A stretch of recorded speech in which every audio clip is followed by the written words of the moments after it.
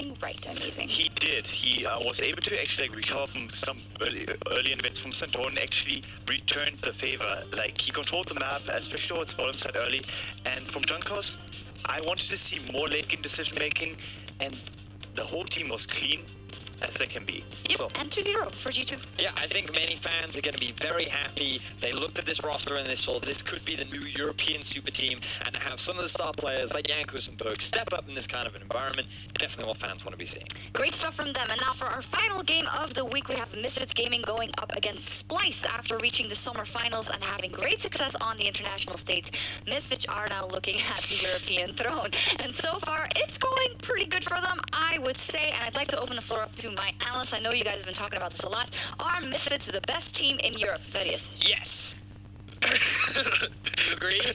no. Okay. Let's begin the debate. Okay, so I'm going to start off with the negatives for Misfits. I'm going to get them out of the way. They start in the middle lane. I do believe that Senkux right now is struggling. He isn't having the same sort of impact that he used to have on Splice. I feel like that he's still figuring out how to gel with the team, and the fact that they are losing in the middle lane means that they don't look as confident in the early game like they used to with Power of Evil. Now, to compensate for that, I think that they have extremely good macro game. I think they are the best Baron taking team in the entire league, and I think that their late game decision making and shot calling is on another level compared to every other team. We've seen it multiple times where they've been in deficits and found ways to come back, and I think that so many of the players are playing so consistently well that they sit atop Europe right Amazing. now. What don't you agree with in that? Oh, there's so many things, but I'm going to focus on one thing, and for me it is, or two things actually. The over-reliance on Hansama to carry them through late-game teamfights, and the second thing, again, over-reliance on mistakes of enemies. I think there were 3 games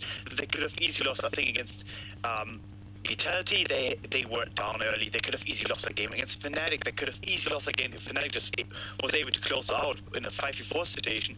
And I think even against HK, they were even until a certain point.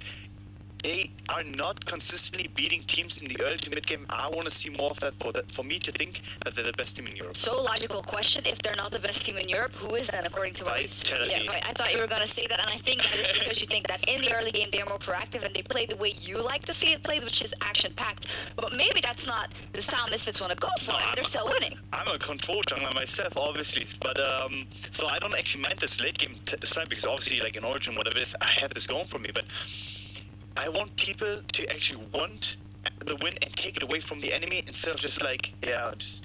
But my counter argument to that is right now the reason why they're forced to play late game is because of the issues the Senkux is having in the middle lane. The fact that they are playing so well, even with this detriment, you talked about the damage Why are they the best team in Europe if they have such a liability in the mid lane? It is a liability. It just goes to show how well they are playing, even with this liability. To me, like the fact that Hansam and Alfari is stepping up so dramatically to compensate for this weakness, I think makes them an incredibly strong team. And the moment Senkux gets back on form, this will be a clean-cut, dominant top team. Well, we will put a pin in this, and I think I will contrast both opinions as the weeks go on and as the teams evolve. But if we focus in on a specific matchup, you guys mentioned Hansama, and I want to put spotlight on Hansama versus Kavi. The Fisho said yesterday, and I think a lot of us agree, Hansama is at this moment the most complete, the best AD carry in Europe. If we look on Splice, Kavi has been the most consistent player on that roster, so this matchup really has me hyped. How do you guys think it's going to go? Ooh, I think in terms of how it's going to go, Hansama right now, the issue is that for Splice, I think that the entire team is playing around Kobe, whereas right now they're just, for Misfits, they rely on Hansama to perform rather than invest and expect him to be the star, because you look at players like Alfari and Max Law kind of being on the front line and helping him carry, all of the onus is on Kobe. So I think there's just a slight difference in where the team focuses on, but they're both extremely talented and very consistent. Before we move on, amazing, I did want to just ask you about one point that you brought up. You said Splice is unlucky Misfits. Can you elaborate? Yeah, what I think happened to Splice in multiple games is that, like, the mistakes that lead to Misfits wins are the mistakes that Splice are basically doing, if that makes sense. So in games that they're losing, they're the ones that make like this small macro call or the small teamfight call that basically loses them the complete game. So in an alternative universe, they'll be where Misfits are, and I think Misfits will be where Splice is. Obviously not necessarily, but we get the idea. So if I would ask for predictions, Verius would obviously predict the best team in Europe according to him. Misfits that is correct. But Maurice, are you willing to bet on Splice? if the game goes late, I see Sprites winning. If. Well, I guess it's a Misfits vote then. We'll see what happens. Sprites gonna win. Sprites gonna win. We've got a big matchup in store here to close out the week. Let's throw it over to Pyra and the Fishio to call the game. Thank you very much, Shocks. All right, well, let's not waste any more time since we got all that pregame out the way. Let's check out our starting lineups. On the blue side, it is going to be Misfits. And I honestly really agree with the desk here. If I'm looking at one of these five guys, it has got to be Hansama. The dude is bonkers. Yeah, I mean, great Worlds performance from this guy, and he's showing here in the 2018 season that he's just keeping, that level at the very, very top. And it's a pleasure watching him teamfight at the moment, but they need more members, of course, around him. And Senkuk's in the mid lane. We are looking at him this game. We want to see him beat Niski. There are some question marks, and of course, facing off against them is the Splice boys. Not just Niski, but also Odo, Xerxes, Kabi, and Kasing. I think that bot lane matchup is still going to be the one to look at. Yeah, and especially later on in the game, because we don't see big advantages in the early game between the two bot lanes very often, but instead we had the Zillion from Kasing, the Kaden from Kabi, the Pentakill. Like, that's the kind of duo we want to see. So late game, Splice can win some of these big team fights. But now I just want to get into picking bad face, because we've had some interesting picks show up today. Still biggest fan of the brand support, despite a little bit of... There's still time for it to get a win, A guy like Kasing can definitely play brand support. Well, we'll see if it ends up happening. Now, we are loading up at picks and bans.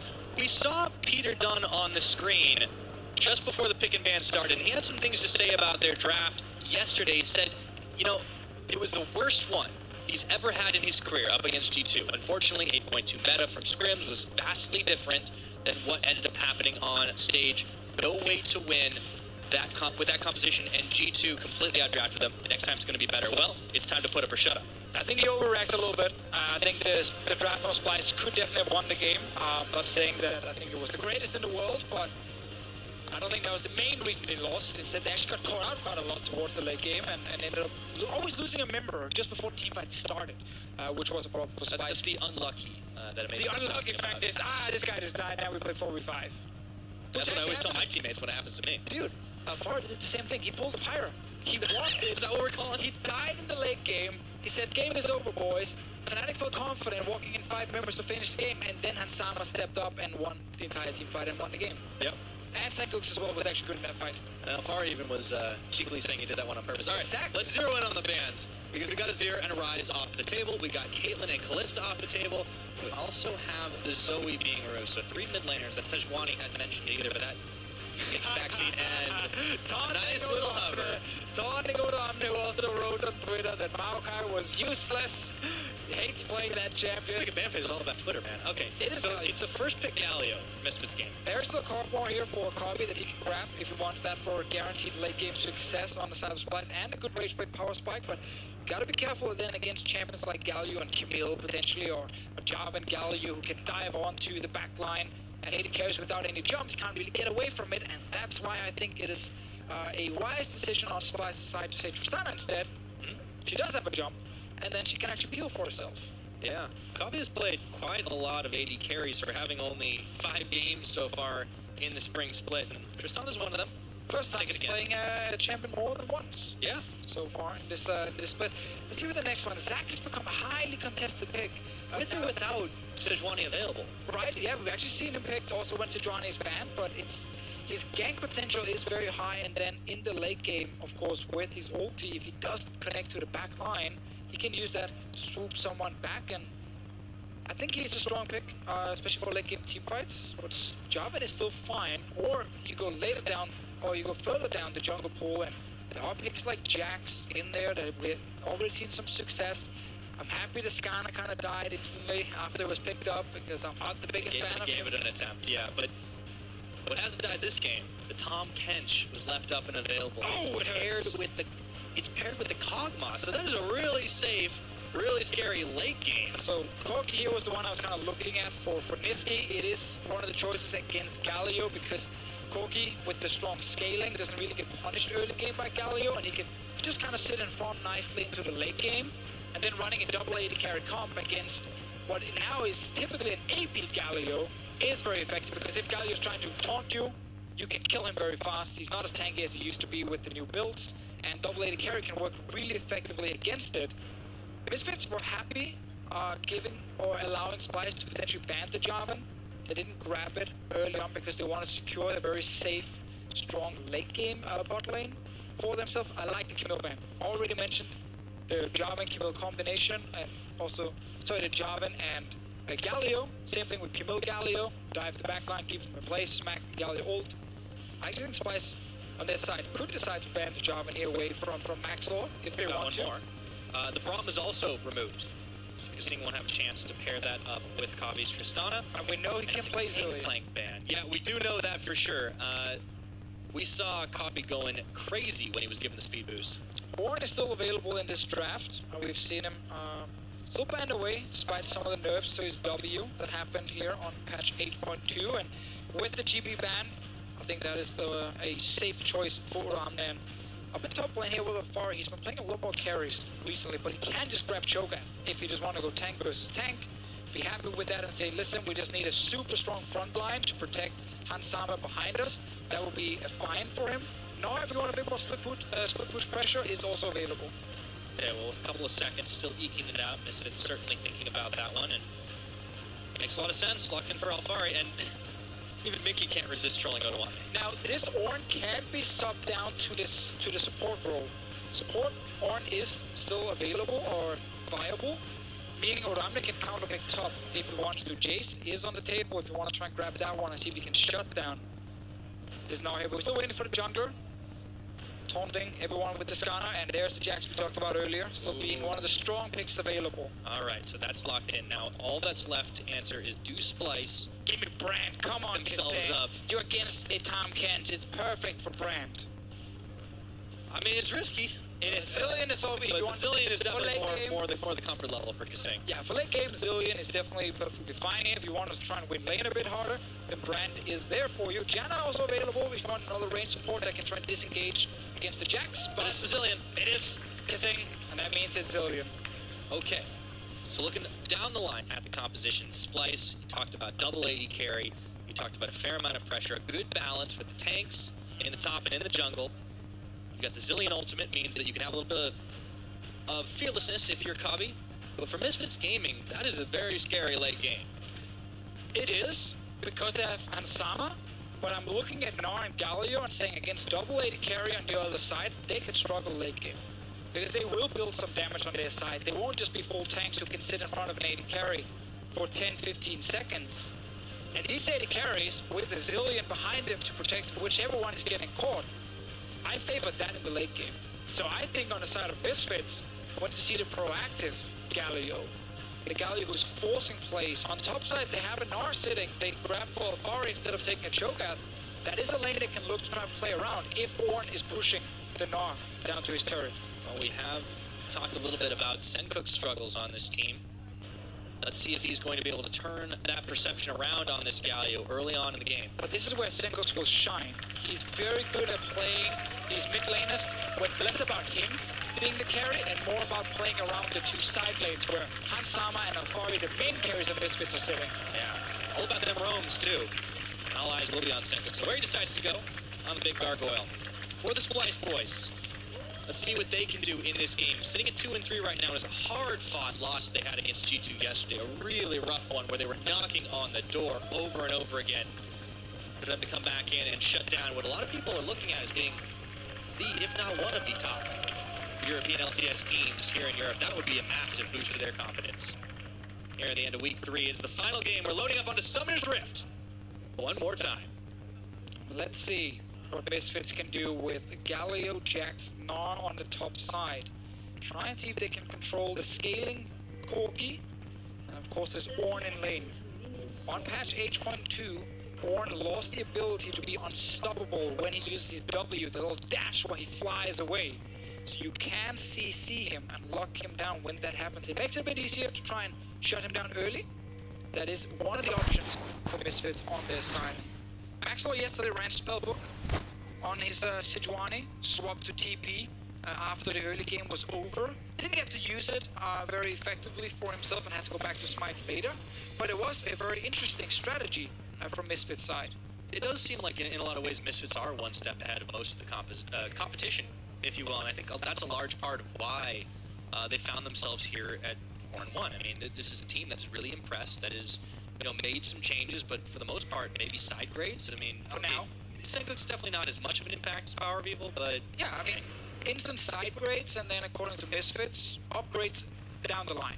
The team is going to function better, be able to progress better, reach a new high after what we saw last split, where that famous BO5 against SKT that we Europeans will hang on to forever. We will never forget that BO5. yeah, it was humble beginnings too. I mean, they had a year plan. That was Get to Worlds. They did that and more. Senko's starting off with Whoa, Maxlor, hello, level 2 Flash. Jeez, trading for a flash for flash right there. Early gank against Niski.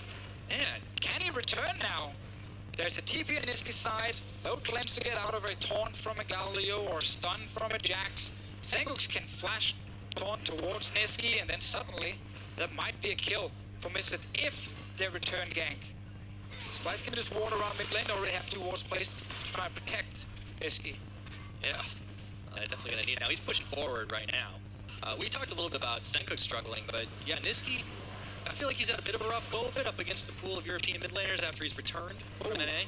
It's been a rough start, but let's be real. NA mids versus EU mids.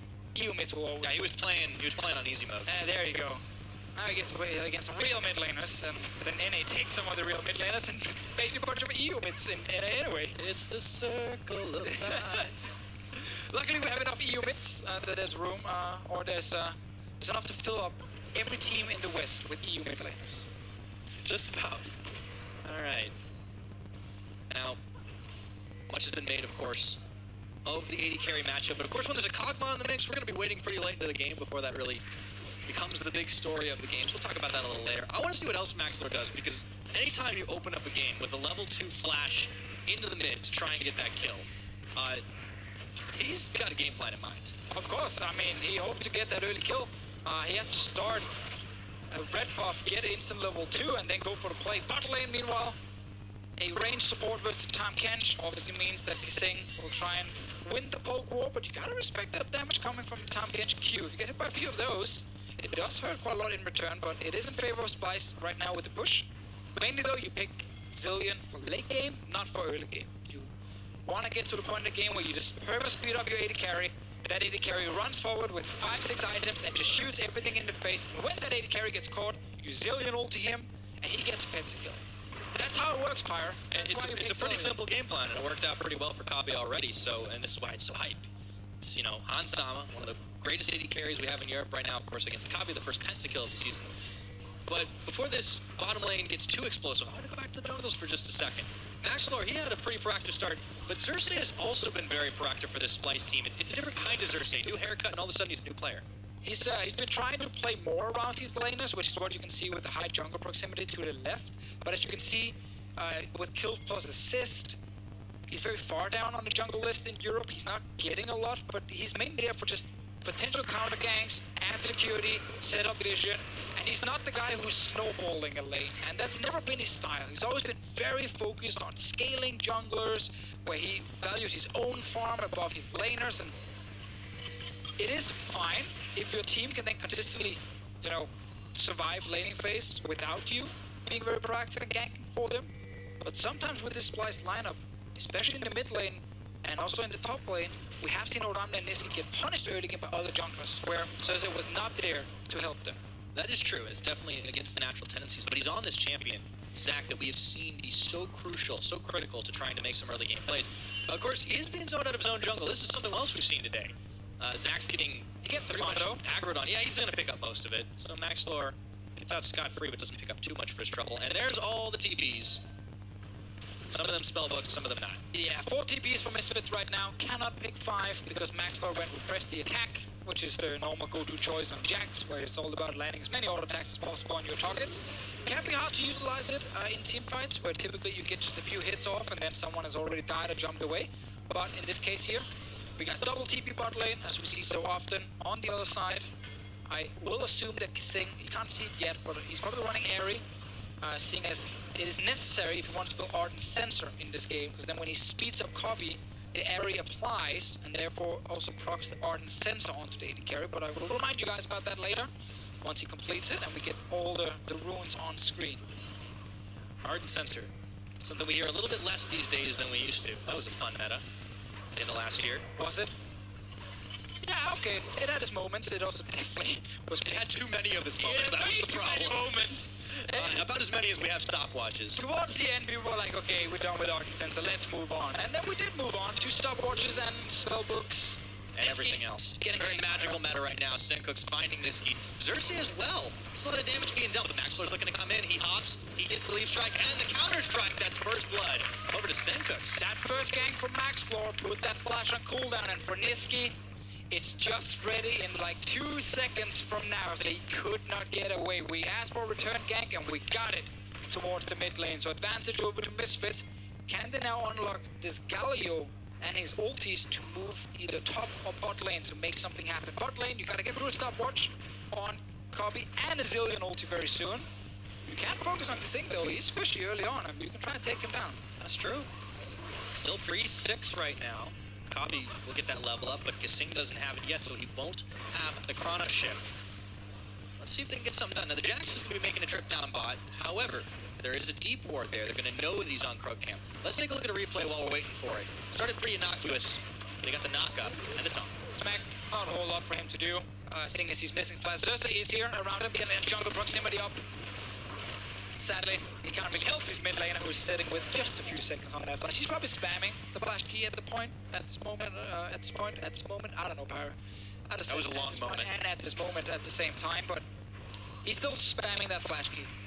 At this point, I don't know what to think, man. Yeah, it feels bad when you're almost getting it off cooldown. And here we go. Xerxes going up towards the top. He finds Alfari, almost the Mega Narc. Oh, the Forge God's gonna whiff, but Odoamne redeems himself by flashing forward for the kill. Nice gank right there. Splice had to use both flashes to get the kill, but they do shut down Alfari a little bit, and They burn his flash, too. burn his flash. Yeah, Odoamne can of course just push out and finally complete, or get closer to his first item in the game here. And it is Ornn. It's all about ultis in the late game. The cooldown was nerfed on it, which was a necessary nerf. Yeah, we saw this a couple weeks ago. Why? Yeah, it was just up like every 36 seconds, basically. Maxlow wants to fight. Okay, finds Odoamne. Can he get dashed? See, there's the dash strike. Odo, he could be in some trouble. Oh boy, now there's minions there, but Maxlor don't care. He keeps smacking them. One more, that's all he needs. Jax mechanics, everyone. Auto attack. Land is done, then you auto, then you use W for your reset, then you auto again, and eventually you will kill someone if they can't flash away from you. Nice return kill here for Misfits, and very important that Jax gets the kill. Okay, look at how low Copy is right now. Don't look at that, look at the replay. Alright, this is the first gank. Nice setup, good stun from Odoamne and Alfari. Getting chain CC'd until he tries to jump away, but still gets hit by the ult and he will die. And then we get the sickest outplay of Maxlor's life. Look how he goes in. Here, auto attacks, W's. Then he jumps in with Q, stuns him, and he auto attacks him again. Don't forget about the red buff tick. That did a lot of work. That's true. And he had to flash too, of course. Boom. Jax mechanics. What a brave man through that line of minions. Take himself a well-earned blue buff. On his own side. He's gonna give it over to Senkooks though. You wanna know a fun fact, Pyra? Tell me, Deficio. Junglers in the EOLCS this split, they've had 2 solo kills. Only 2 solo kills. Really? Both of them from Maxlor. Best jungler confirmed? Best jungler, at least solo killing people. Okay, that's no one pretty else is good. doing it, apparently. Yeah. Nicely done, Maxwell. You got that in your trophy case. Most of them also playing tanks who can't really solo kill anything. But That's fair. Well, we usually see this Jax going pretty tanky, and we can obviously see that trend, but that's the thing. Maxwell can still solo kill people. never-ending debate. Should a Jax after Cinderhole go full tank, or Trinity Force and Sterix? Those are the 2 choices we get. Either you go Cinderhole and straight into another tanky item, or you go for some damage with that Trinity Force here and you try and actually be a little bit more of a threat when it comes to 1v1s and reaching the enemy backline and get a few hits off. See what Maxwell wants to do. He's up, 1 kill, 1 assist, so there's a bit of extra gold in his pockets if you want to get the Trinity Force. Yeah, that's true. I mean, I guess it depends on what kind of player you are, right? Do you want to be a team player? Do you want to win the team as 5, feel good, or do you want to just carry everything? Yeah, I mean, isn't that technically also winning for your team? Yeah. Both of them kind of counts, I guess. No, it's a good point. Do you want to be the damage dealer, or do you want to be the support? That's kind of what you're gonna look at. In this game here, they have a lot of damage from Ansama, and of course, some AP damage coming in from Senkooks, but there's room for Maxwell to build damage. Yeah. And to solo dragon. Yeah. Pretty easy. I mean, all the junglers are in the bottom right now as well. Like, we can be in for a little bit of a fight, but Maxlor's going to be a little late. He's bringing Sama and Mickey X over to help him out with this one. And let's actually talk about those AD carries once again, because we hit on this quite a lot over the course of the early game, and now it's starting to get real relevant here. Sama, man's been a beast.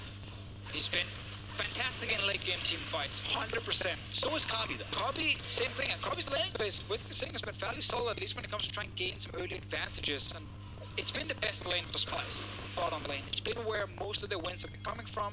And they're looking to get Kabi in a late game situation here, together with Niski on the Corki, and then have Sing just sit back and protect these two AD carries. Yeah, you mentioned that's kind of what you preferred in this matchup, just because of the way they picked the champions, because of the fact that Kabi's not such an explosive carry in the way that they built out this comp. But it seems like it's still very even right now. Small advantage is Misfits' way. Rage play is completed though, from Hansama's side, so he's fairly strong, a lot stronger now than the Infinity Edge rush on the other side.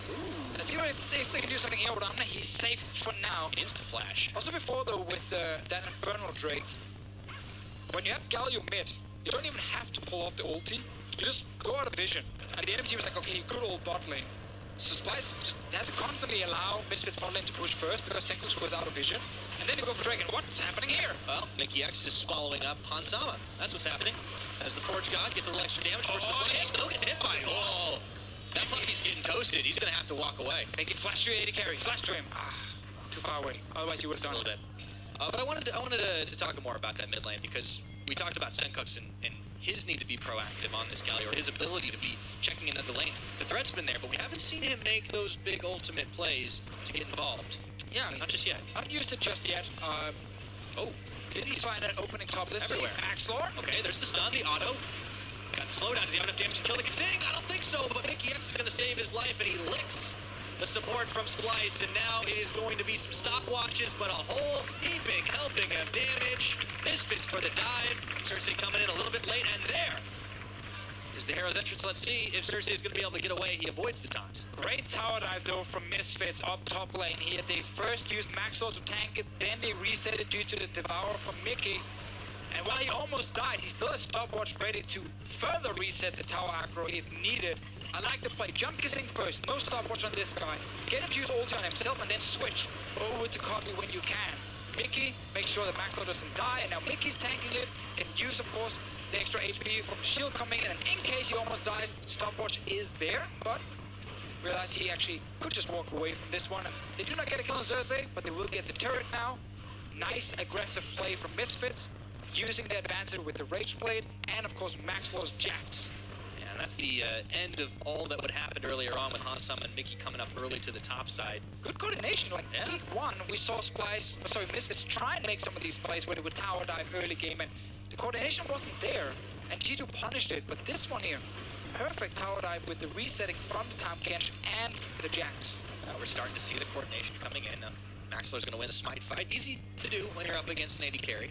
Doesn't have Smite on that red buff. So now the eyes are on the mid lane prize. Niski backing away, and Maxlor just coming straight through the jungle. Tom Kench bringing on Sama as well. Good rotation. Nice rotation on the globals to just pick off tower number 2. 15 minutes on the clock, and this is where Misfits start to pull ahead in the race. And it's clean.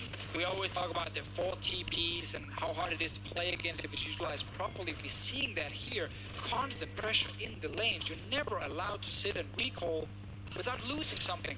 On the side of Splice, Tom Kench ulti, add another semi-global, and Misfits are suddenly sitting with a 3,000 gold lead in this game, and they're controlling it. Yeah, and not to mention the Infernal Drake. There's going to be another one of those, by the way, in a couple of minutes, and with the tempo advantage that they have, this could be trouble for Splice. We've been talking about Splice's late game and their ability to team fight, but Misfits in the mid aren't going to be, honestly, very weak either, especially the way this game is going. Especially also because a good friend Maxlor wants Trinity Force. Oh boy. Sheen is in the house for now. Could fool us all and go Iceborne Gauntlet. Yeah, well, you got 2 tanks on yourself. Well, tank and a half. Wait. Niski's bundling with the package. Oh, wait a minute. Okay, package Valk over. That's a special delivery in Alfari's favor, but he wants to return to sender. And he's going to chuck a rock back at the Corki and walk away. Nice escape Buys Maxlor some time to start off on a Rift Herald. Both TPs on cooldown for Modam and Niski, so they can't just go in here and actually stop this Rift Herald from going down. Another objective for Misfits. Can utilize that one down the bottom lane once the dragon spawns, and then secure both a turret and another objective in just a minute's time. Lafari just needs to try and stay alive. He did that with the last little... so why not? I mean, Niski can take it down next time, but...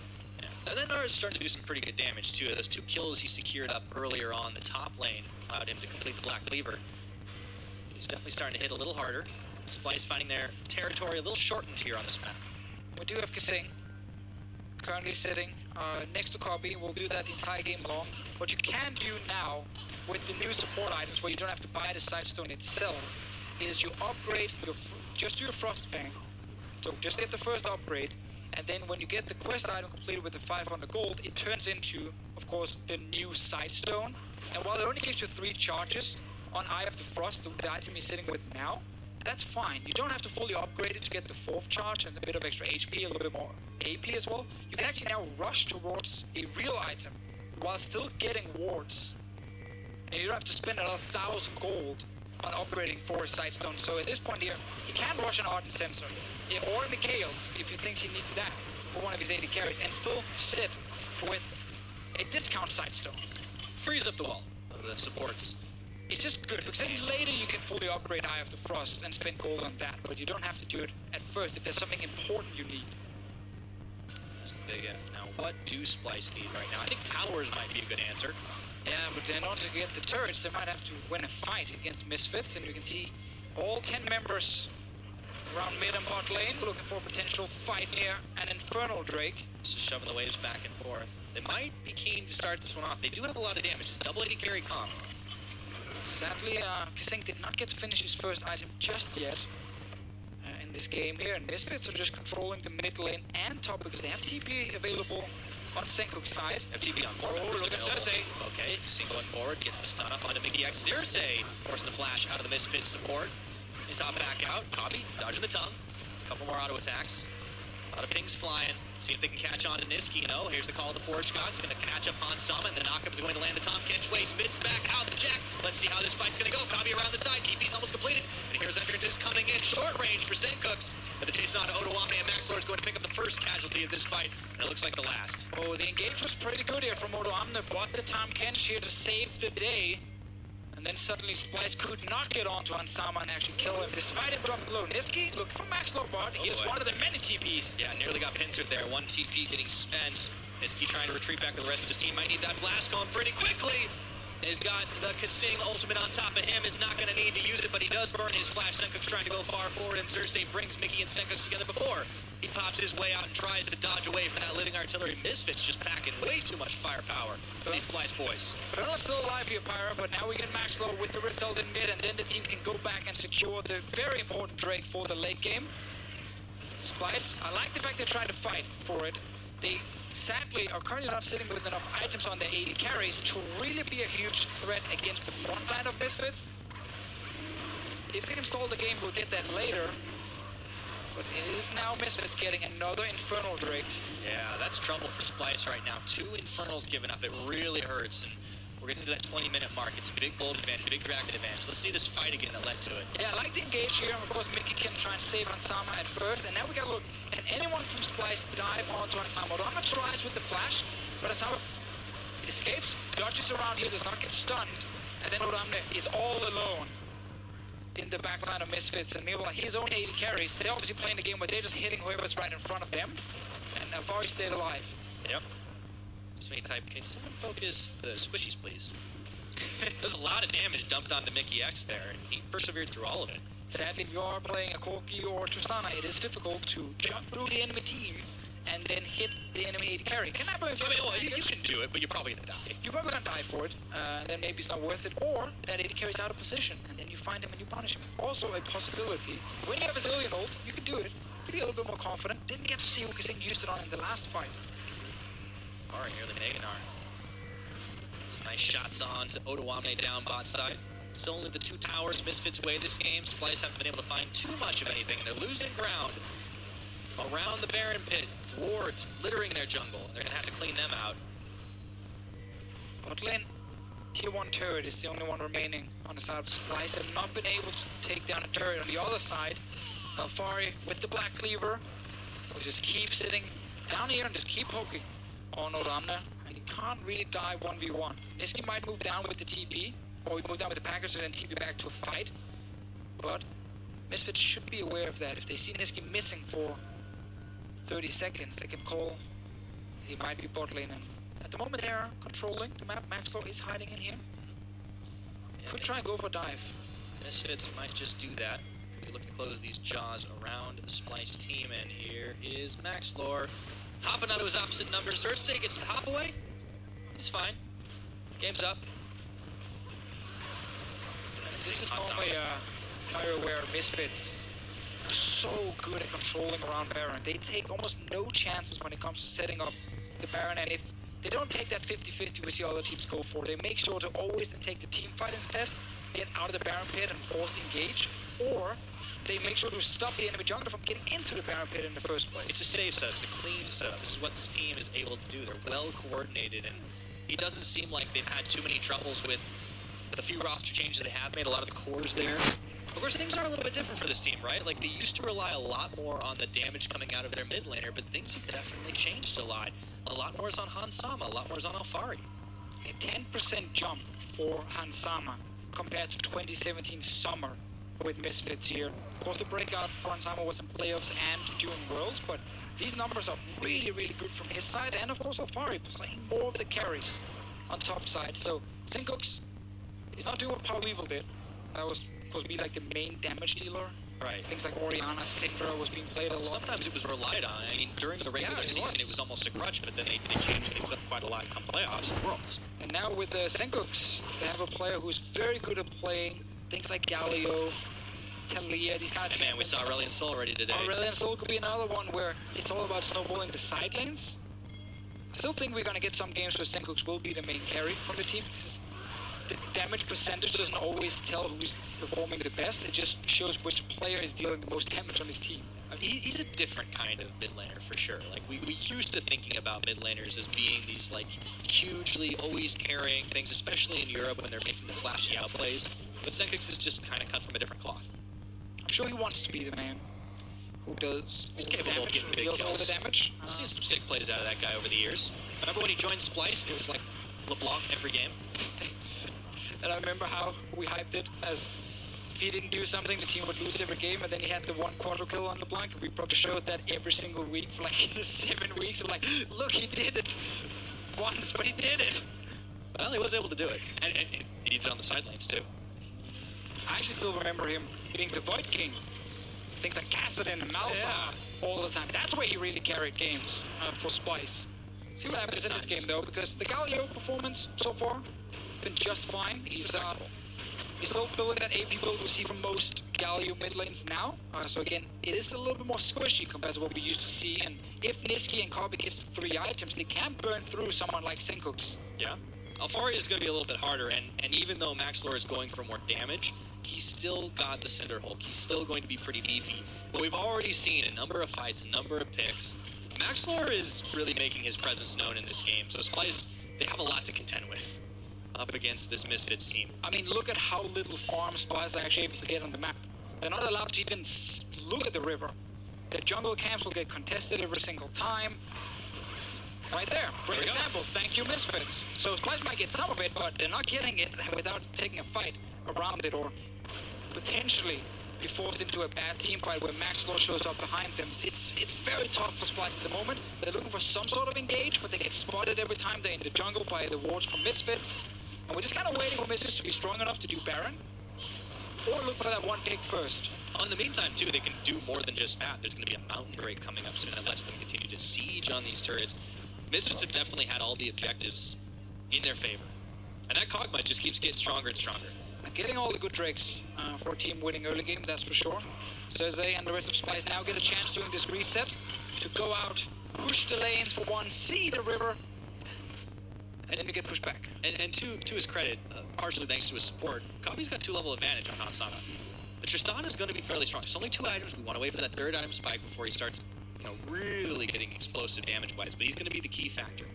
Now, Kazing Ardent sensors. Finally got his ardent sensor. Let's see what happens top. Oh, here we go. Maxlor just turns around. Doesn't want to get caught in the wake of Niski, but he hops over to the Zac. Gets pulled along in for the ride and swallowed back up by Mickey X.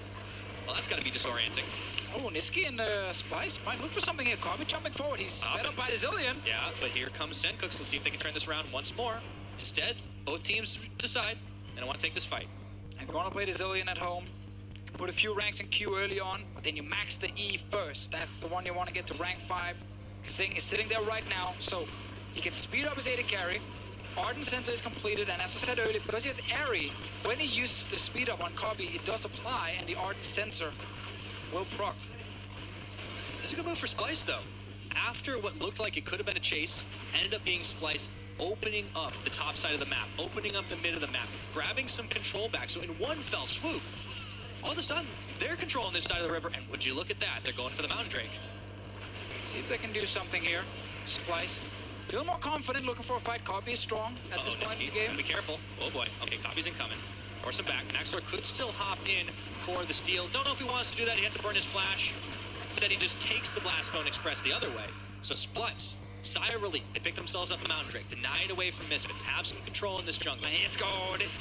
Oh, it gets so frustrating to play against because every time you do anything as Misfits, Kobe will run towards you with insane amount of movement speed and just start shooting you in the face. And if you try and jump on him, well, Zillion ulti will be there. So despite being down, despite having lost 2 Infernal Drakes, Splice have not lost the Baron yet. They still have tier 2 turrets alive, and they're still scaling. They knew they could fall behind early against this Misfits draft, but they're getting stronger and stronger. Well, you talked about late game, you talked about the bot lane. I mean, this is where the power is going to come from. This is what Splice have had going for them. Yes, they gave up a fair bit early. Yes, they got pushed back. But all of a sudden, they've reasserted themselves. They've been able to push out. They've minimized their losses. Misfits haven't gotten any more but those 3 turrets. And despite the fact that the true Infernal Drakes have gone the way of Misfits, Splice are showing that they're still equal to a fight. And Maxlor, of course, with the damage build we talked about earlier, it's kind of the same deal as with the Galio. When he jumps in against double AD carry late game, he needs to be careful. He has a lot of damage to try and kill them fast, but he will also melt pretty quickly. Luckily, though, the Jax, with his ability to use Counter-Strike and some of the extra stats he will get from his ulti, can be a little bit hard to take down fast. Once those things are on cooldown, the Counter-Strike is what I'm referring to here, he dies. Those are also safe AD carries, right? Kobe's got to jump. He can lead back. He can Buster Shot the moment he sees the Jax coming at him. And Niski can Valk away. Yeah, and if Kasing gets a Mikhail's, then there's another way to cleanse away from a taunt, from a Galio or stun from this Jax. So we're really looking at Misfits to try and get this Baron down, or at least force a fight around it, while they're still feeling very good going into a team fight, because they've not been able to create a pick. Splice have just been sitting and defending. Misfits didn't try and get any tower dives going with the tier 2 turrets. Sadly for them, against double TP, it is difficult as well to do. So now we are looking at Misfits around the Baron itself. Another reset coming in from Mickey. He's running TP on this time Kensho. If he's needed, he can just TP back into the game. It's always the TP advantage when you have 4 of them in the game. Well, 3 of them now, Hansama trading it away for a heal. And there's a possibility that later he switches the TP to cleanse on the time Kensho, just in case he gets hit by like a double bomb from Zillion. One important thing to highlight is, in a meta of stopwatches and hourglass, champions that can then apply some sort of CC just when you get out of that stasis does get a bit of extra value, and makes it a little bit harder to sit in the front line and know that you have stopwatch as your main safety, because once you get out, you might just get bombed instantly and get stunned. Yeah, that's a good point. Alright, Splice still sniffing around this mid. A lot of pings. I want to try and defend the top as well. Niski, a very mobile wave machine. So Kobe. frustrating. Oh, dude. He's so fast. It's like a cannon strapped to a Ferrari. It's insane. And Misfits engage. If you look at it, it's mainly around Maxlor jumping in and then get the Galio ulti onto him. Otherwise, it's more of a kite comp. And there it is. Hansama, they're trying now, but Galio's not in range just yet. He's nearby. Oh my god, here we go. Speed boost. Kobe chunking him out and goes Xerxes for round number 2, trying to cut him off, but Mickey X swallows up the puppy. However, they're coming on in. That's a package valve for Niski. The blast cone is popped. Splice reasserting themselves once more in this map. Yeah, Misfits will struggle when it comes to killing the AD carries. So it's going to be a fight of who can kill the front line first. But it's both a Corki and a Tristana versus just Hansama. Runs back and Splice. Do they dare to try and start off that Baron? Do they feel confident enough in the 5v5? They don't have to keep farming, keep scaling. More items on Niski, more items on Copy. Get Mikhails on Kasing, and then suddenly it's even harder to kill these AD carries. Love to double Warmocks on the front line of Splice. Because they're gonna walk in, take a bit of damage from Mansama, back out again. Get all the HP back, and then you can do it over and over and over. Misfits, once again, looking towards the Baron itself, but they don't have any control in the jungle behind it. And it's really tough for them to actually stop the Baron, because Splice are controlling mid lane with Copy and the movement speed from Kasing. So they don't have control mid to safely start the Baron, and knowing that Splice won't. I mean, look at it! Copy, he goes very aggressive right now, and they're looking for even more. The Tomcat swallowed up. Hansama gets the heal. He's trying to walk it out under tower. However, he's getting pulled in, and Senko's trying to come right back. He brings Mickey X back to the team, who's in full retreat right now with teleport coming in. Alfari, that's a big Meganar. Let's see if Misfits can turn this fight around. There's a stun up, but Copy staying alive as Alfari grabs the first kill of the fight. Onto Kasing. Xerxes gonna fall not long after, courtesy of Hansama. Maybe that sustains right now. It's a double kill for Alfari. That's a quick 3 kills. If you can't reach the backline yourself, well, then you can wait for the enemy team to try and reach yours. Splice force the engage, and then suddenly Alfari appears behind him with a huge ulti here from the Gnar. The 2 AD carries are still alive on Splice's side, but the entire front line died. Things just got real, Deficio. Now it is Baron time for the Misfits. Cersei down, no Smite Steal available. And that means it should be pretty easy for Misfits to clean this one up. And now they are in a commanding lead once more. And Splice, they were just farming and waiting. And suddenly they saw an opening. They jumped to start this fight here with the Tristana. So now the entire team is forced to follow and overextend. Behind them, there are a bunch of minions and a few wards that Alfari can TP onto. This ward here being used now. Mickey buys some time with the stopwatch, and then look at the ulti from Alfari. In the last second, he had the Meganar. That was dirty. That was so important for Misfits, and while the AD carries stay alive, as we talk about how hard it is to kill them, if you can just kill the front line, you can still win the fight. And with that Meganar in the last second, and with Splice chasing for the kill, there was a big opening, and Alfari punishes the entire Splice team. Hero play. Oh yeah, like this world's war. They get the Baron, they grab themselves the last elemental drake. It's another mountain. We've had such a game for impactful dragons. It's gonna help that siege, help them push down. And you gotta think, now they got a little more firepower. Now they're getting that Kog'Maw nice and fed up. And now maybe it's the time to start looking at diving in those tier 2s. Well, it's not the end of the game just yet here. Splice, they're definitely still in it. It's just Misfits are trying to see if they can get an inhib down, but they still gotta get through the tier 2 turrets. And there's enough wave play with double AD carry on the side of Splice, 2 guys with static shift on Copy right here, that it's not easy for Misfits to push. They have Alfari in the bottom lane trying to do what he can, but there's double TP, or used to be. Odami swapped over to Exhaust actually this time around to be better in team fights. If he can get onto Ansama and use the Exhaust, that's one way to prevent the Misfits AD carry from dealing enough damage to kill the front line, but for now, it's Splice once again stalling. This is gonna be one of those 60-minute games of just non-stop team fighting in the end. Oh boy. Well, maybe we'll see some more decisive fights. That one certainly was. Oh, Meganar. Oh, Alfari. Hello. Good move here using Time Cancel ulti and the pressure they have in all the lanes to just roam from mid lane to bot lane. That's one turret down. They melt him. 1 minute 20 left on this Baron buff Pyre. They're not getting an inhib for it. No, but they did get 1 tower. Let's see if they can get any more. It's roaming unit. No, they decide to just back away. Elder Drake will be huge for Misfits if they can get it later with the double Infernal. Oh, they stopped on Sama's recall. Hold on a second. Cobby finding the dog all isolated. That's a lot of damage. Oh, he wins the 1v2. Can he get it? Kasing. He's got it. It's a double kill. He's still alive. Oh, but that was sick, man. Talk about a value play. Holy moly, he killed Cobby in like 2 seconds. All right, if there's any doubt in anyone's mind that is the best AD carry in Europe right now. Well, he melted Cobby. Kasing had to use ulti on himself because he took all the damage at first. And suddenly, Misfits pushing for another turret. Okay, not going to get much more. The siege machine's dead. They stopped his recall when the entire team had already gone back to base. Let's see it again. So they're all recalling with the Bamboo. Hansama delays the recall by just a second. Gets interrupted because Kasing shows up. Okay, the fight is on. Exhaust early. Hansama's damage coming in. Hansama ults himself. And Cobby does not get enough crits to kill Hansama, and then he dies. All right, I think Amazing is right. Splice are the unlucky misfits. For now, 80% crit chance on the side of the Tristana. Lost the 1v1 right there, or 1v2, I guess we can say. Senkuk's making a hero's entrance. Mickey X is already there to save Maxlor. He's never really in any danger. He's got those two guys at his back. Misfits go right back to controlling the Splice jungle. But man, that play, that'll be on highlight reels for a while. We're gonna get more of those. We might get another fight here, Pyra. Call the Forge God, knocking back onto Senkuk's, followed up once again by Mickey X. Alfari, not quite Meganar yet. But Splice don't fancy another go-round. Alfari also went for the Hurricane build to have more push in the side lane, but it does make him a lot weaker in the actual team fight against this Splice lineup. He also want to just try and stack his Rage Bar as fast as possible, and he knows in a team fight, if he can get an ulti like the one we saw earlier, it buys so much time for Hansama to kill whoever's right in front of him. But we get to see how Splice, despite being down 7,000 gold, they don't care. They're the ones looking to force the fights. They are so confident that Niski and Kobe will stay alive and win the team fights for this team. As long as they don't bait all their tanks.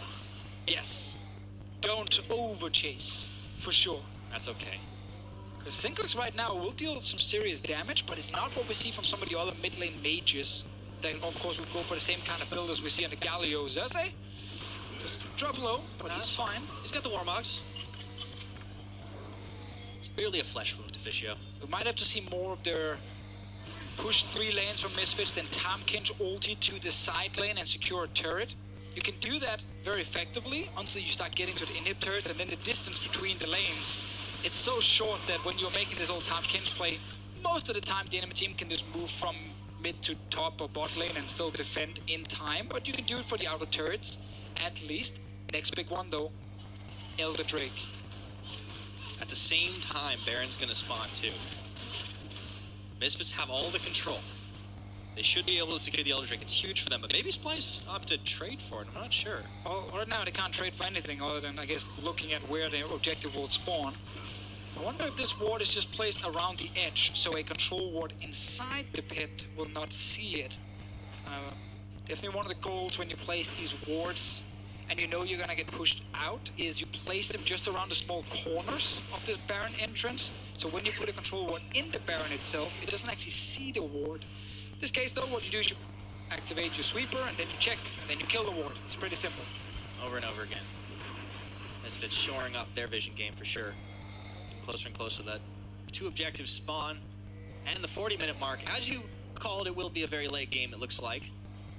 Get to that full item point, and Alfari, he might have been a little weaker earlier on, but he picks up the Gargoyle Stone Plate, so he's going to have some serious tankiness for Splice's members to contend with. Yeah, he knows, again, for him, it's also about just staying alive as long as possible. Yeah. Don't let these 2 AD carries kill you fast enough so they can start taking down the rest of your team. That's for Odo, too. Yeah, I mean, The upgraded Locket. both these tanks, just, it's miserable sometimes to play teamfight as a tank, because some of the fights, your job is to walk in, distract the enemy, take a bunch of damage in your face, and then risk dying. Ooh! Different AD carry sped up this time. Just keep providing the threat. Okay, I got a little ahead of myself. I thought he was going all in with that package. It's definitely, Sniffing around. feel confident right now. Okay. Oh, that's a stun on Hansama. Here we go. Forge God's calling. Who's going to hit the answer? It's going to be Alfari. Still in mini Nar, and Cersei's hopping away. In comes Max. So it's a lot of chunk damage here. Senkuk's trying to get the taunt off. Odoamne leading the charge. It looks like Splice the ones that have more sustain right now. They're on the offensive. The double AD carries winning at the moment here. The front line of Misfits dropping low. They're forced to back away. Splice can get an objective if they want off of this one. See where they go. They're moving towards the Baron for now. Pings from Misfits near the Elder Drake. Maxwell's on the way. Want to see if he can trade objectives, or is he going to change his mind? Teleport in the mid. Senkuk's already coming in. Now the Baron's already down. It is easily going to fall. Let's see if they can get there to contest the Elder in time. Yeah, too late from Misfits here. If they want to go for a trade, they should have rushed the Elder Drake, but they moved towards mid instead. Now, Spice is showing up. We might get the same kind of team fight. Mickey's already down to 50% HP. Yeah, so is the Dragon right now. Let's see if they can do it. And see, they're going to try and bail out, bait this one out, not give Misfits, not give Splice a chance to secure this up. It's going low. We could be in for a smite fight right now. Odoamne getting the stun off, getting the knock up off, and incredibly low at 2,500 health. Cersei's inside the pit, but the Dragon's going to reset. It's confused. inside of this one, and now Niski, the rest of the team is isolated from Cersei. They decide to back out for just a second, but the Dragon's gonna fall. It's gonna get secured by Misfits. That was a tense one. And Sama stepped forward right there. Got Niski very low and forced Splice back. So they could actually secure the Elder Drake. Misfits get it with double Infernal and Mounted Drake. So it's a big one, it's a fatty one for Misfits right now. And they can still look to try and win a fight with it. But man, these fights, you just watch the AD carries move against each other. If you suddenly get too close and Hansama get 2 or 3 hits onto you as a squishy Corki or Tristana, you're forced out of the fight instantly. Misfits suddenly controlling it. If it's the other way around and it's Niski and Corby just shooting away 2 members versus the front line of Misfits, they're winning the fight. They can kill them faster than Hansama can do, and suddenly it's Misfits backing away. And now it's Elder versus Baron buff. Stakes keep getting raised, Officio. Oh man, I think, talking about the post-game lobby here after this game finishes, there's gonna be a lot to say about this game for sure. Gonna be a very, very close one. Still, when it comes to late game fights, the Zillion double AD carry combo is fantastic to watch and so strong. I think if Splice makes sure that Niski and Kobe can stay alive in these fights and the tanks do not overextend, then Hansama might struggle to carry the Misfits team.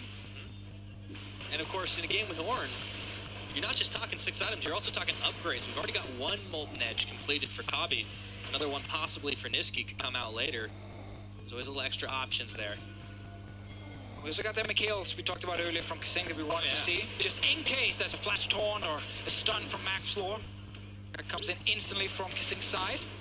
Very true. Sama though, they're playing very well once again. Great positioning in these fights here. Stepping forward, trying to see if he can hit some of the squishies. Decent damage. Gotta remember, double Infernal with the Elder Drake.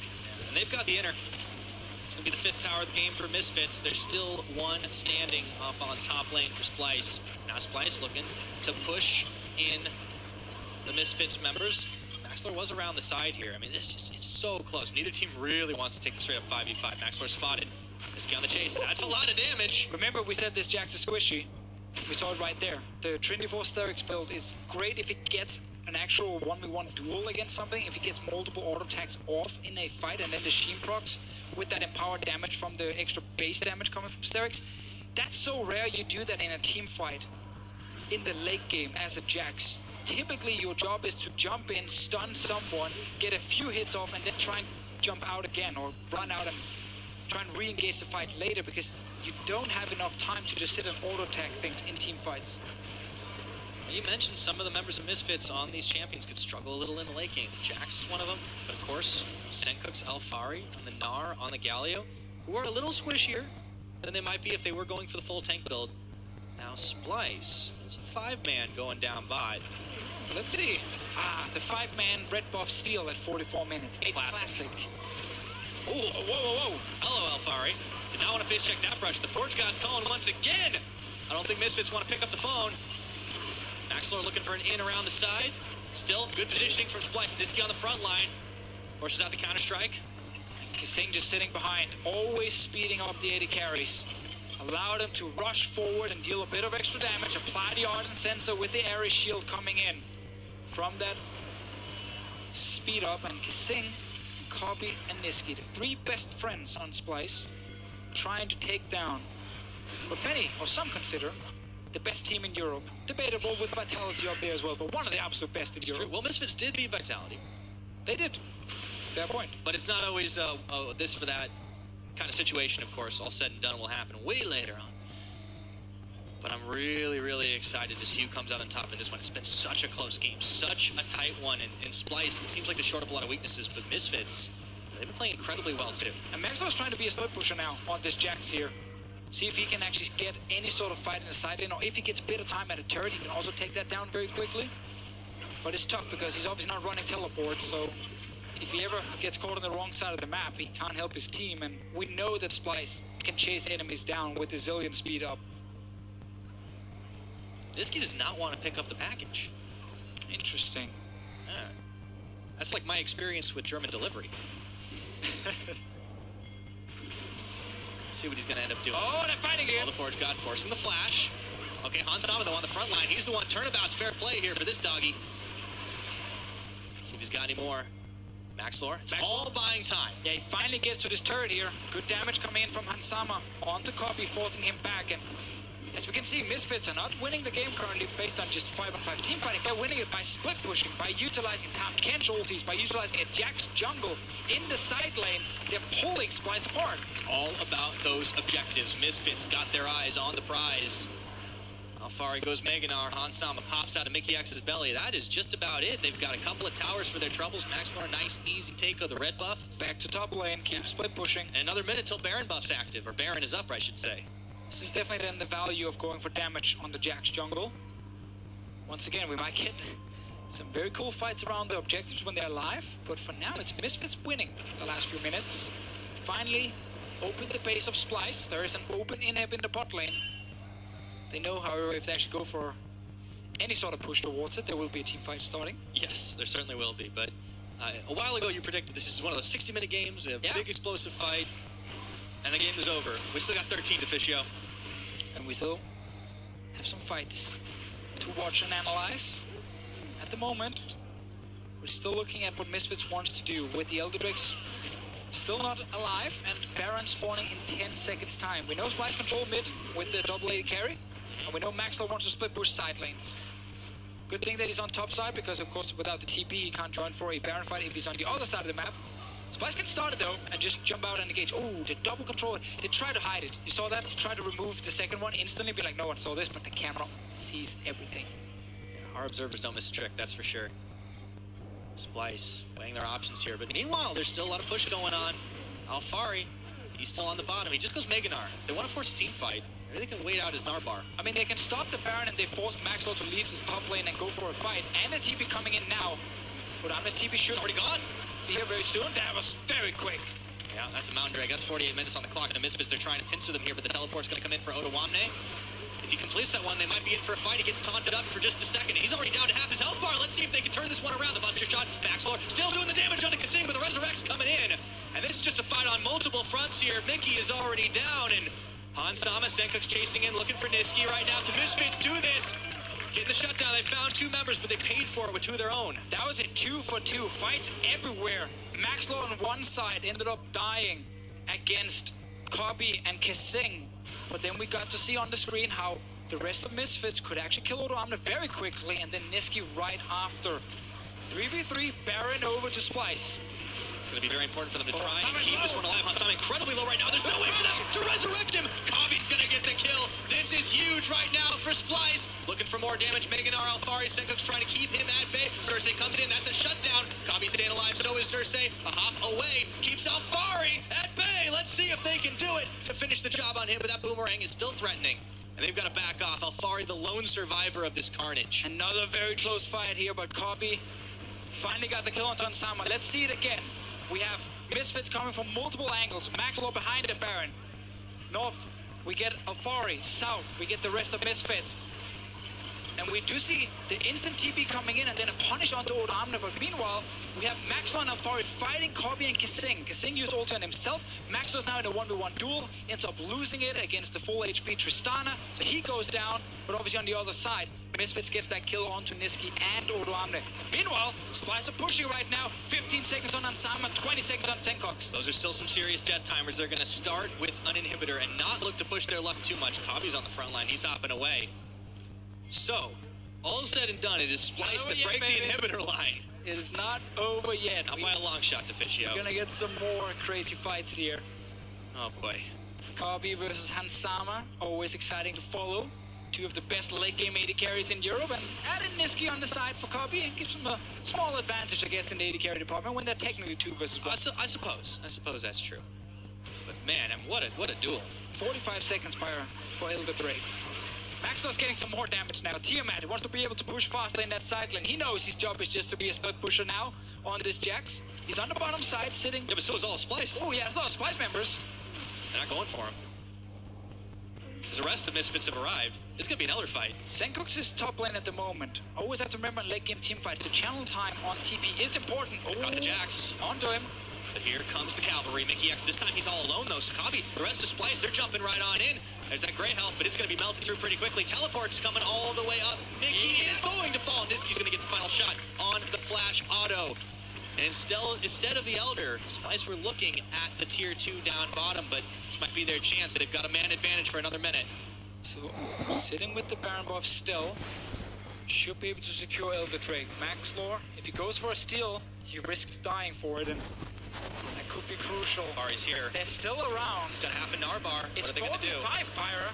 Yeah, I mean, if they could steal this one out, it would be legendary right now. But Splice are 5 members strong on this Dragon. Trying to secure it. In goes Maxwell a little bit too late. He gets rooted, pulled back, and the Dragon is not findable just yet. They're going to pull him back in a way. Senkuk's trying to get it in around the side, but it's Xerxes who's getting melted down. Maxwell, no, he's still not quite fallen yet. Senkuk's finally will, and the Forge God comes out once again, looking for Hansama. Melting through him, and that just might be it. Splice, it's a double kill over to Niski, and Alfari is running for his life, trying to kite back, and Kabi picks up Maxlore. They're gonna go for the finish now, Pyra. They're TPing into the base straight away. They got all the 80 carries alive and super minions in the mid lane. And the Elder Drake, they just want to finish, and it's only Alfari to try and hold on to this game. But he is seeing his base melt before his eyes. The tanks come crashing in. Mickey X is right back up. But this is going to be all she wrote, just shy of an hour. Splice are going to finish the game against Misfits.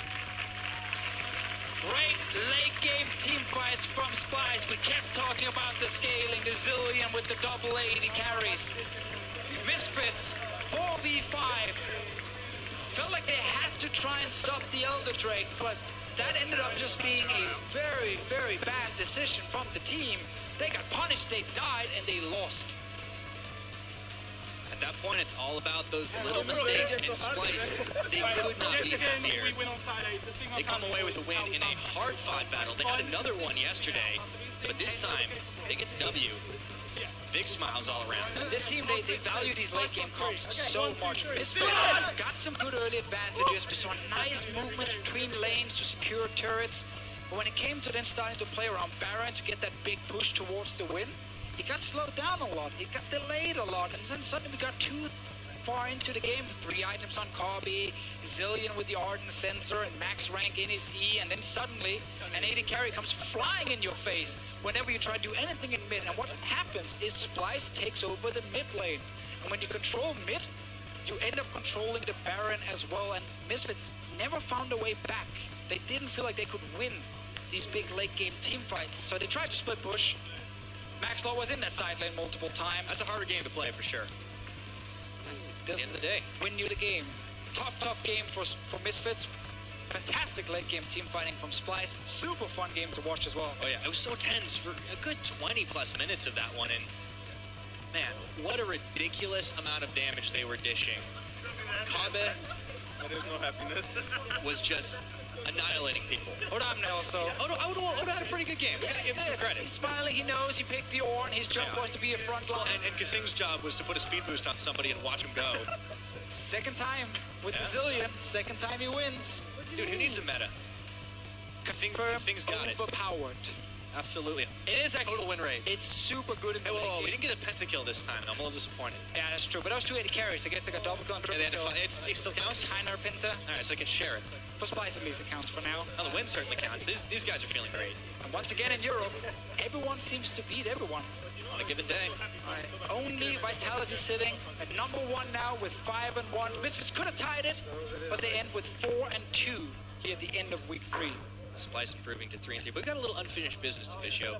We've got Odoamne, Kabe, Kasing, all contesting for player of the game. We want to hear from you guys at home, so head over to @LLeSports on Twitter and vote in the poll. You'll get your results in the ULCS post-game lobby in just a few minutes. But I want to ask the expert next to me. Who do you think? Who do you think deserves that one? Oh, tough. Team effort, 100%. I like the performance from Kabe on this Tristana here. Had some good plays towards the end. Ooh, I had to pick one instantly. I'd probably go for him in this game. Fair enough. And especially up against his counterpart, Hansama, who was, I mean, earlier in the game had pulled off the 1v2. That's an insane highlight to watch, too, despite the fact that he didn't win the game. And he had to actually also, on the side of Hansama, some fights where he was able to kind of dodge around the main engages, and then when an 80 carry step forward, he did get a few hits onto them, and it forced Splice back. So it was a tough game for him to play, but he actually had some really good team fights as well on Hansama's side. It's just the comp from Misfits, it was so difficult in the late game to kill 2 80 carries. You didn't have that much hard engage. I got a camera right in front of me right now, Fire. Hello. Hi. Hey. Well, you were saying. about how difficult it is to kill 280 carries. It had QSSs, and I mean, Maxwell's life was really difficult that last half of the game. Yeah, the DPS built on Jax in late game team fights versus a lot of damage doesn't really work. Yeah. So that's why he became a split pusher, which did give them a few turrets, but they needed that one last team fight towards the end to actually get in and finish the game. And they didn't get it. I also think it's a big testament to how well Splice were able to just not only like group and just death ball, but to be able to like kind of like move themselves back and forth all over the map and not give really any opportunity, despite the fact that they were losing towers in the top and the mid and the bottom. I mean, it's not easy to do that against a very oppressive team like Misfits. It's not, no, 100%. I mean, you still have to execute the late game fights, and we saw a few times, even though you had the Zillion ulti to help you, if you got too far forward as an AD carry, you could still die. Or your tanks would die for you. Or your tanks would die for you. We had that one big fight. Maybe Xerxes and Odawanme are going to like pull Kabi into C-side. Guys, I know you want to kill people, but relax a little bit. It's okay. You'll get your pentakills when they come. I love watching Tristana though when she gets the speed up from Zillion, because the dragon kind of just takes off, you know, and she just flies through the mid lane speed to try and kill someone. It was pretty amazing. All right, for more on Splice's win, we're going to send it over to Medic, who's sitting down with their bot lane. Thank you very much, Pyra. I am joined by the victorious bot lane, Kasing Kobe. Congratulations on your win over Misfits. How does it feel to get to the end of week 3 and be 3-3? I mean, I don't know, man, because like it's very 50-50. I felt even in yesterday's game against G2, we had like a fairly good shot about it, to win the game. But I just felt we kind of just maybe misplayed the mid game and kind of like let them snowball on us, and you know, the game just gone like that. Okay, because a lot of guys expected like Splice to be one of the big teams coming out hitting quite hard, a lot of big names on the team as well. Kobe, do you feel that you've now found a degree of synergy amongst this team?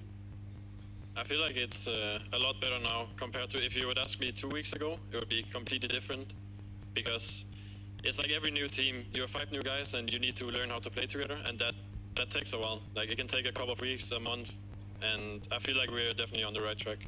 So what was it specifically you guys were struggling with? Some teams say it's shot calling, some teams say it's decision making. What was holding Splice back? I mean, it's a bit of both, because shot calling, you need to get used to a new dynamic, because maybe in the players' previous teams, they're the ones who is calling everything, and then people are like talking over each other and making a lot of split calls, and then it's just like, when you come from different backgrounds, different teams, you see the game in maybe your own way, and then you need to kind of compromise and come up with like the best solution and like adapt to each other. So it feels like a period of adjustment that you've like, do you think you're at the end of it now? Do you think there's still adjustment that you need to do as a team? We'll get you the next one. I said I think we're on the right track, but there's still a long way to go. Okay, so Kasing, just coming back to you, because we have to ask you a question at some point.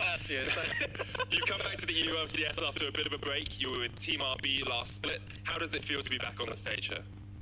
Honestly, like, I miss the stage a lot. I love the audience, the fans, you know, the cheering of like when a game's like this, you know, 50 minutes in, all it takes is one team fight to win, and you know, you just win the game.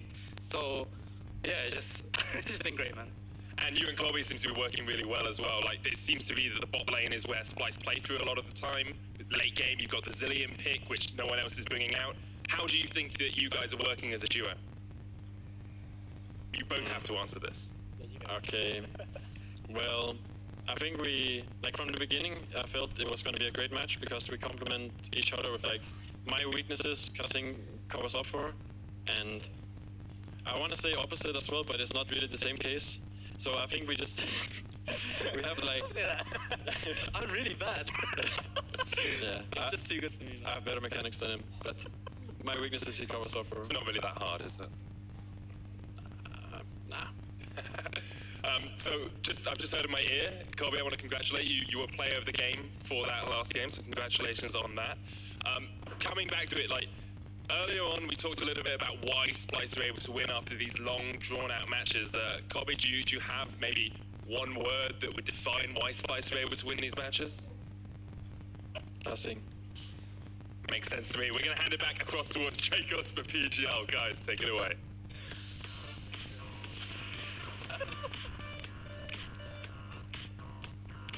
Welcome to the EU LCS post-game lobby for a look at today's action here.